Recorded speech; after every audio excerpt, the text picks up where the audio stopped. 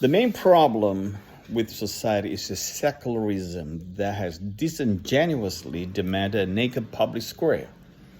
So secular people have demanded a naked public square. What does that mean? And they're very disingenuous because in the name of tolerance and neutrality, secularist elites have imposed a particular worldview on society, forbidding believers from striving to see their beliefs and values reflected in culture.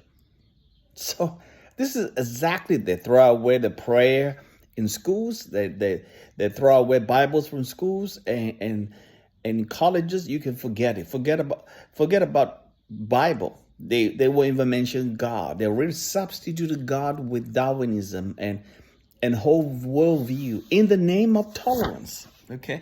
In the name of tolerance and neutrality.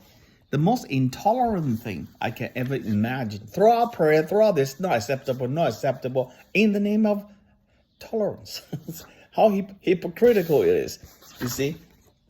So transformationists believe that have believed that the main problem with our society is a secularism. The secularism is a spirit, it's a drive that it's a disingenuously demanded a naked public square. In the name of tolerance and neutrality, they impose a particular worldview, forbidding believers from striving to see their beliefs and values reflected in culture. What's worse is a lot of Christians today believe in the separation of the church and state. Therefore, we want to keep our beliefs far away from our culture as possible. Separation of the church and state, yes, but not the church, not the separation of your belief and the state, your personal belief, your God. You can't separate God from culture, from state. This assumption behind this is that Christians have been passive, or that they have fallen into dualism, keeping their faith and belief strictly private and not letting them influence and change the way they live in public life. That's what the elite secularists have done, the damage done to our world, thinking that we should keep our faith private.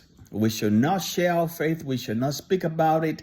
There's two things you can't talk in the office corporate world today. One is politics. Second is God.